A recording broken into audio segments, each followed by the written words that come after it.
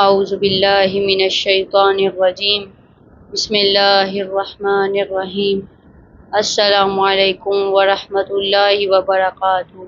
میرا نام کرن حیدر ہے اور میں مدرسہ تعلیم القرآن کی طالب علم ہوں۔ آج جو میں آپ کے سامنے ٹاپک لائی ہوں وہ ہے ماد۔ ہم پہلے بھی ماد پہ ڈسکس کر چکے ہیں کہ جن کی ویڈیوز ڈسکرپشنز میں موجود ہیں۔ یہاں پہ ہمارا ایک سوال ہے کہ اللہ تعالیٰ ہم مرنے کے بعد دوبارہ اٹھائے جائیں گے، ہمیں مرنے کے بعد ایک اور نئی زندگی ملے گی۔ تو یہاں پہ ایک سوال پیدا ہوتا ہے کہ کیا ماد کا عقیدہ انسانی فطرت میں پایا جاتا ہے؟ کیا ماد کا عقیدہ انسانی فطرت میں شامل ہے؟ تو سب سے پہلے تو ہمارے لیے یہ جاننا ضروری ہے کہ فطرت کہتے کسے ہیں۔ ایک ہوتی ہے رسم اور ایک ہوتی ہے فطرت۔ رسم عادات کو کہا جاتا ہے جو کسی خاص قوم میں، کسی خاص زمانے میں، کسی خاص وقت میں ہو، اور یہ رسم وقت کے ساتھ ساتھ تبدیل ہوتی رہتی ہیں۔ لیکن فطرت کسے کہتے ہیں؟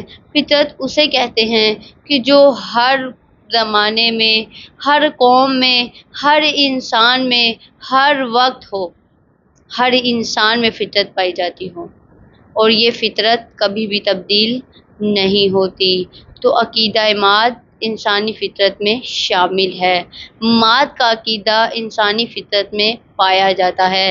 تو اس کی سب سے پہلی دلیل یہ ہے کہ انسان بقا کے ساتھ عشق رکھتا ہے۔ ہر انسان ہمیشہ رہنا چاہتا ہے، ہر انسان ہمیشہ زندہ رہنا چاہتا ہے۔ اگر ہم دیکھیں، اگر اللہ تعالیٰ نے انسان کو پیدا کیا ہے، اگر اللہ تعالیٰ نے انسان کو ختم ہونے کے لیے پیدا کیا ہوتا، اگر اللہ تعالیٰ نے انسان کو فنا ہونے کے لیے پیدا کیا ہوتا، تو آج ہر انسان فنا اور نابودی کے ساتھ عشق کرتا۔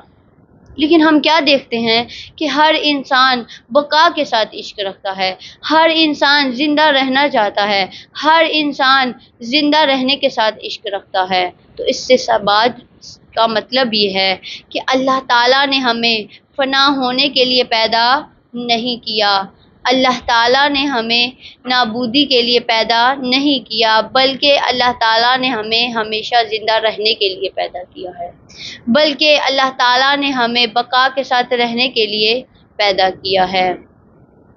اس سے یہ بات ثابت ہوتی ہے کہ ماد ہماری فطرت میں شامل ہے۔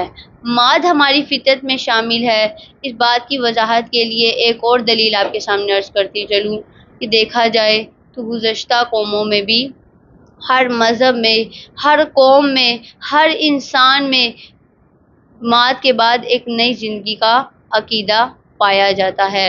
ہر انسان میں مرنے کے بعد ایک نئی زندگی کا کنسیپٹ پایا جاتا ہے۔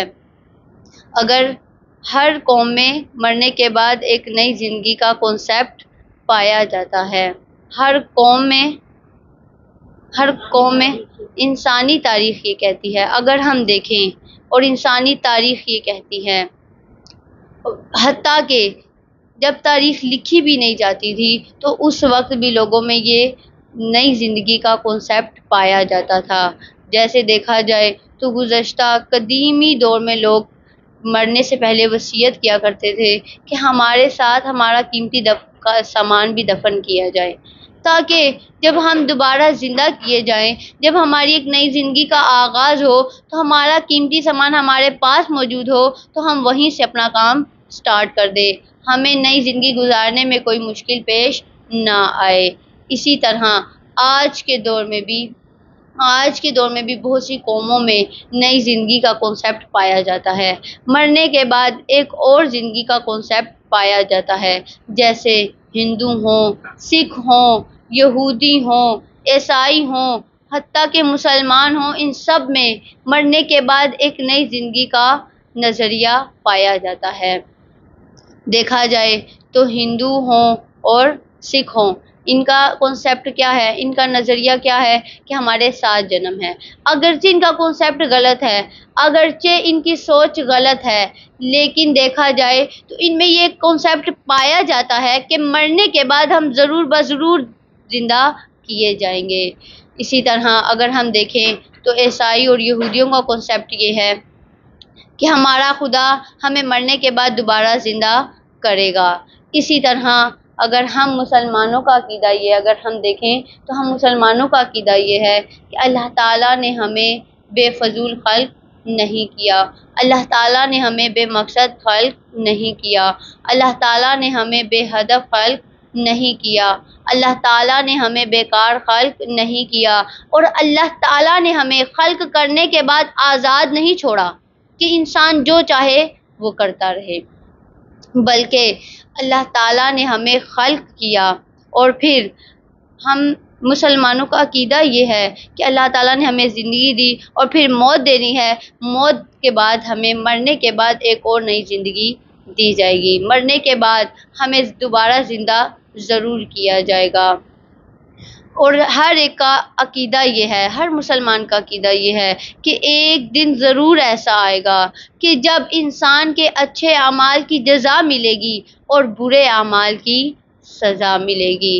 ایک دن ایسا ضرور آئے گا کہ جب ہمارے چھوٹے سے چھوٹے اچھے اعمال کی ہمیں جزا ملے گی اور چھوٹے سے چھوٹے برے اعمال کی ہمیں سزا ملے گی۔ اللہ تعالیٰ سورہ زلزال میں ارشاد فرماتا ہے، بسم اللہ الرحمن الرحیم، فَمَن يَعْمَلْ مِثْقَالَ ذَرَّةٍ خَيْرًا يَرَهُ وَمَن يَعْمَلْ مِثْقَالَ ذَرَّةٍ شَرًّا يَرَهُ۔ اللہ تعالیٰ اس آیت میں فرماتا ہے کہ اگرچہ جو ذرا برابر بھی اچھا کام کرے گا وہ روز قیامت اس کی جزا پائے گا۔